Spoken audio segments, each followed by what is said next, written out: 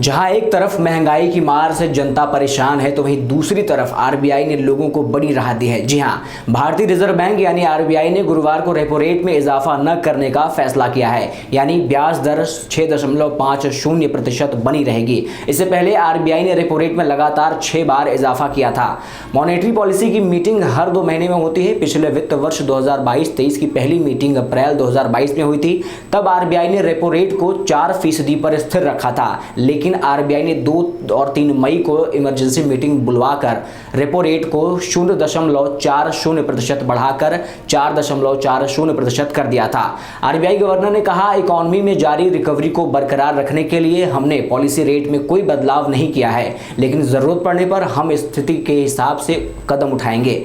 तमाम global tension के बीच भारत की इकोनॉमी मजबूत बनी हुई है। आरबीआई के पास रेपो रेट के रूप में महंगाई से लड़ने का एक शक्तिशाली टूल है। जब महंगाई बहुत ज्यादा होती है तो आरबीआई रेपो रेट बढ़ाकर इकोनॉमी में मनी फ्लो को कम करने की कोशिश करता है।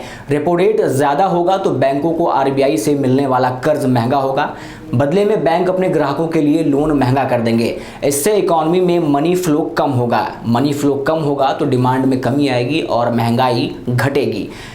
इसी तरह जब इकोनॉमी बुरे दौर से गुजरती है तो रिकवरी के लिए मनी फ्लो बढ़ाने की जरूरत पड़ती है। ऐसे में आरबीआई रेपो रेट कम कर देता है। इससे बैंकों को आरबीआई से मिलने वाला कर्ज सस्ता हो जाता है और ग्राहकों को भी सस्ती दर पर लोन मिलता है।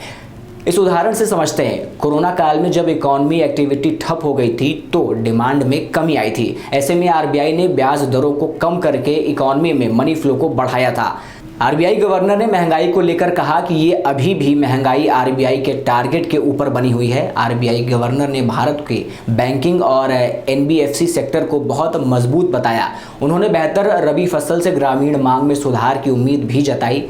रुपए को लेकर आरबीआई गवर्नर ने कहा कि 2022 में रुपए की चाल काफ़ी व्यवस्थित रही है और 2023 में भी इसके बरकरार रहने की उम्मीद है। उन्होंने कहा कि रुपए की स्थिरता और मजबूती को बनाए रखने पर आरबीआई का लगातार फोकस है। महंगाई का सीधा संबंध परचेजिंग पावर से है। उदाहरण के लिए यदि महंगाई दर 7% है तो अर्जित किए गए 100 रुपए का मूल्य सिर्फ 93 रुपए होगा। इसलिए महंगाई को देखते हुए ही निवेश करना चाहिए, नहीं तो आपके पैसे की वैल्यू कम हो जाएगी।